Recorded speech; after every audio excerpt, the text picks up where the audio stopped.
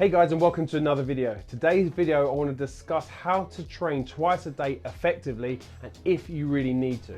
So let's dive into the three main talking points. So first things first is necessity. Do you really need to be training twice a day? If you feel you cannot get in all the sessions that you need to do in a week, then double days might be essential if you're trying to train towards quite polarizing goals. So using my current goals of training for strength and triathlon, I have to fit in strength training, which hits my main big list of squat, bench and deadlift, and I have to try and hit the three triathlon disciplines of swim, bike and run. So if I gave them all one particular day, that would be 6 days worth of training with 1 day rest. Now this might be fine for those that are trying to just tick the box and train for enjoyment. But if you want to take your training to the next level, you're going to have to find a way of hitting these disciplines more than once a week. So as I mentioned in my previous video, we have to know when to turn certain dials up and certain dials down.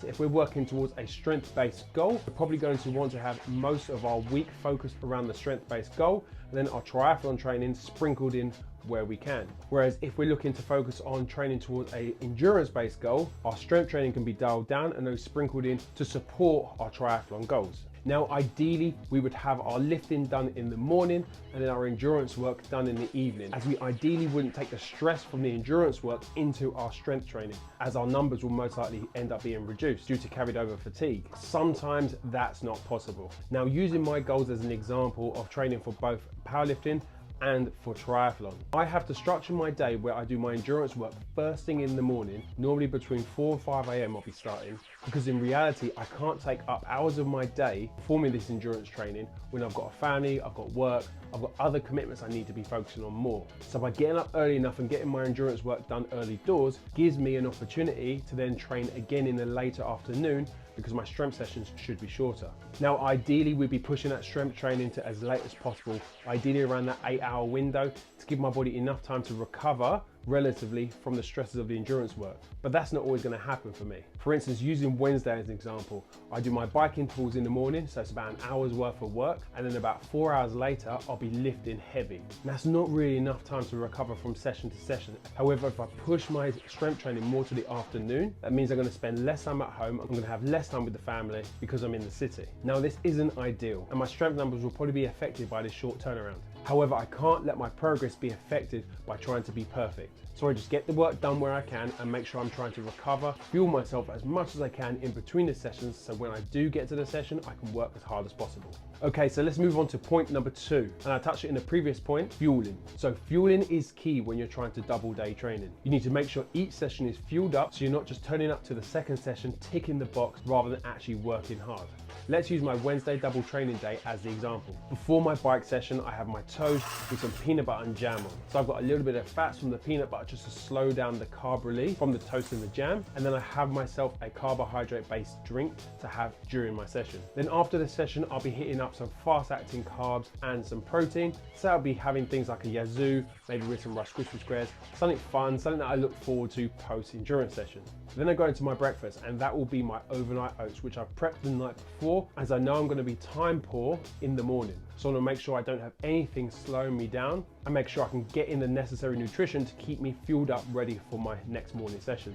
Now, in my overnight oats, I'll have plenty of carbohydrates from the oats, I'll have some flaxseed in there, and I'll have a good amount of protein as well. And then just before I kick off my mid-morning lifting session, I'll have myself an energy gel, normally about 40 grams of carbs. I'll sip on a Lucozade or something like that during the session to give me this steady stream of carbohydrates, to keep my energy levels up, to make sure I'm not crashing too hard in the session. Now, this might not be ideal, but so far it's worked pretty well for me, because I've worked out how I feel during sessions, when I feel the crash, and how many carbohydrates I need to keep me performing at my highest level. Now, this leads nicely into my last point, and that's scheduling. If you're double training, you need to make sure these are in your diary and you can plan the rest of your day around these sessions if they're important to you. Now, if you're going to be training first thing in the morning, when you don't want to get out of bed, you want to make sure the night before you're preparing everything. If you're doing a cycle, you want to make sure you're lying out your bib shorts. If you're going for a run, get your running shoes out and maybe your running shorts out. Make sure that everything is prepped so that when you're waking up in the morning and you don't want to get out of bed because it's a bit cold and you're a bit tired, you know all you need to do is get on your clothes, put on your shoes, start warming up and get going. So let's use that Wednesday as my example. I have to do a double training day. I have to commute from Essex to London and back to Essex. So making sure everything is prepped and ready is essential, and making sure I can get this work done. done. So I'm gonna pack my bag the day before with all the kit that I'm gonna need for my training session at the gym. So that'll be my belt, my wrist wrap, my knee sleeves, my Converse. I need to prep my breakfast as well. Make sure I stick that in the fridge, ready for me to take the next day. My coffee cup is at the coffee machine, ready to be filled up in the morning. Get my bike set up on the trainer, with Zwift at the ready on my iPad, tables all set, nutrition already set, fan is angled at me, ready to turn on when I need to, and towel placed across my handlebars on the bike, with my cycling shoes ready right in front of the bike. This means when I get up, I can go straight down, get on the bike and start warming up within about 15-20 minutes. This is gonna give me enough time to then hit my session hard, have a shower, have a bit of downtime, get on the motorbike, get to the city, have my breakfast that I prepped the night before, have a couple of clients, then get myself into my strength training session. So in summary, the three main takeaways are: is double training a necessity for you, or can you get away with just training once effectively? Doing more is not always doing better. And if you do need to train twice a day, are you making sure those sessions are effective and specific and not just junk volume, thinking that you're getting better by doing more? Then point number two, that fueling. Make sure that you're fueled up for all your sessions.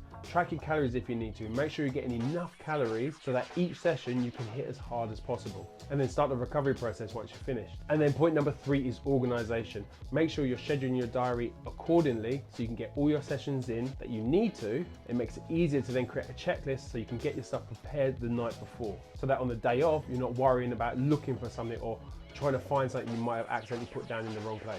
So I hope you enjoyed today's video, and I hope you got some food for thought about that. If you train twice a day, that you're taking some of these things into consideration to make sure you're getting the most out of those sessions. I'd love to see in the comments below that if you do train twice a day, what do you prefer to start with? Do you prefer to start with endurance work in the morning and strength work in the afternoon? Or do you like to train your strength work in the morning and then your endurance work in the afternoon and evening? If you did enjoy today's video, I'd appreciate a little like on the video. And if you're not subscribed already, I'd appreciate that as well. Just support the channel and stroke my ego a little bit. And if there's any topics you would love me to cover, do put them in the comment section down below. I read the comments and I get back to you, so I'd love to create content specifically for you guys. So if you got this far, thanks a lot for watching. I really appreciate every single one of you. And if you haven't already, you can check out my last video here, and you can subscribe to my channel right there. Thanks a lot for watching, and I'll see you guys in the next video.